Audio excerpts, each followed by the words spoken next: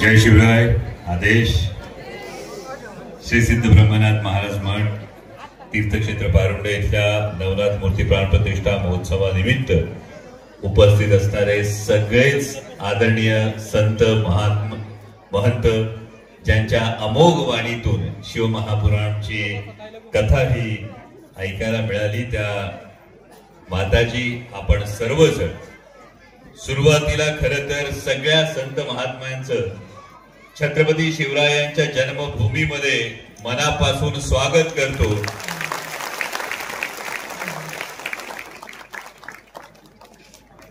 कारण या भूमंडळाचे ठाई धर्मरक्षी ऐसा नाही, महाराष्ट्र धर्म राहिला काही तुम्हा कारणे, हे ज्यांच्यासाठी म्हटलं गेलं ते छत्रपती शिवाजी महाराज.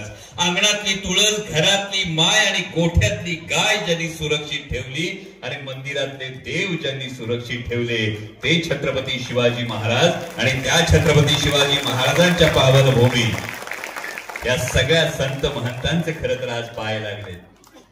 आणि ज्या छत्रपती शिवाजी महाराजांनी ही शिकवण या महाराष्ट्राच्या मातीला घालून दिली, ती शिकवण हीच घालून दिली की माणूस हा धर्मासाठी नाही तर धर्म हा माणसासाठी आहे. आणि जीवनाचा प्रवाह जर वाहत राहिला असेल तर त्याचा किनारा म्हणजे धर्म आहे.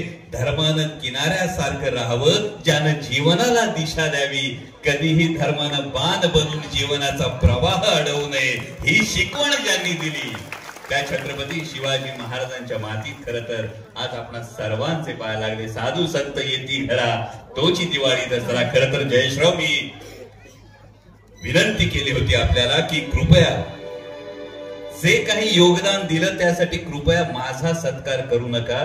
कारण ज्या धर्माचं आपण आचरण करतो, तुम्ही मोठमोठ्यानी रकमा सांगत होतात, मोठमोठ्यानी रकमा दिल्या जात होत्या. अरे ही मंडळी जी इथं बसलीत ना, त्यांच्या समोर सोन्याच्या राशी जरी ठेवल्या तरी त्यांच्यासाठी ते कसपटा समान आहे.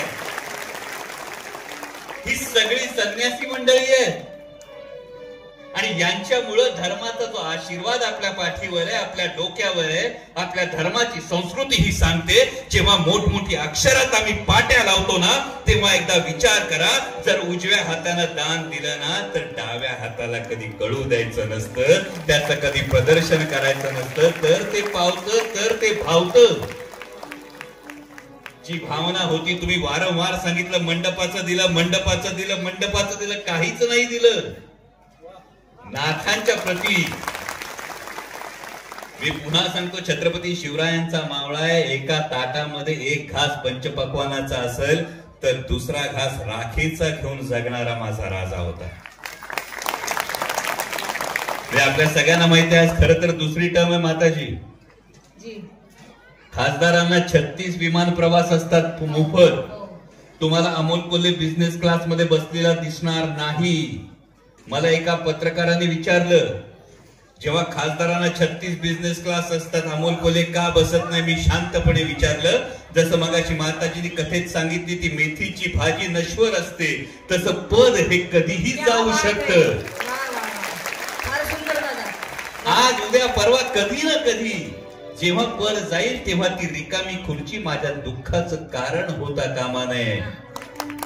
आणि त्यामुळे तत्व हेच आहे, पद असताना माज नको, पद गेल्यावर लाज नको.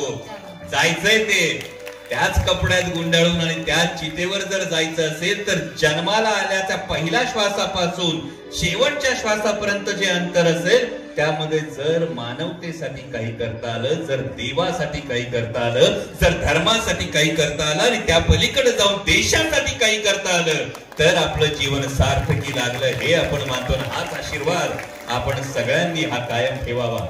तुम्ही सगळ्यांनी अपेक्षा व्यक्त केली कुंभमेळ्याच्या माध्यमातून तीर्थक्षेत्र पारुंड्याला जो काही भरघोस निधी मगाशी आमदार महोदयांनी जो व्यक्त केला, तुम्ही हा मंडप, हा सभा मंडप इथून पुढे पुन्हा घालावा लागून तो परमनंट असावा ही अपेक्षा व्यक्त केली.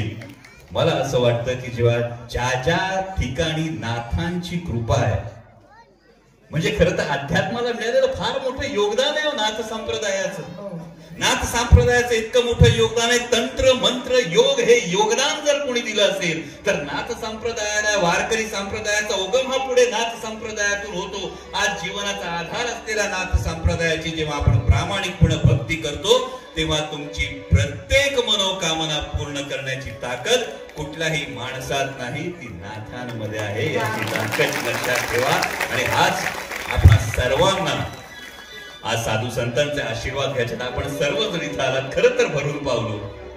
आपले आशीर्वाद, आपले कृपाशीर्वाद या शिवजन्मभूमीवर कायम राहू द्या. इथल्या आमच्या सगळ्या शेतकरी बांधवांच्या जे छत्रपतींचं रयतेचं राज्य होतं ते पुन्हा येण्यासाठी आपल्या सर्वांचे आशीर्वाद राहू द्या, एवढीच आपण सर्वांना विनंती करतो. आपण इथे मला बोलावलं, या साधू संतांच्या सहवासाची एक संधी दिली, त्याबद्दल तीर्थक्षेत्र पारुंडेचे मनापासून आभार मानतो. मी फक्त निमित्त मात्र आहे आणि त्या निमित्ताला आज तुम्ही या सगळ्या संत महंतांच्या सानिध्याने अर्थ प्राप्त करून दिला, त्याबद्दल आभार मानतो आणि थांबतो. धन्यवाद.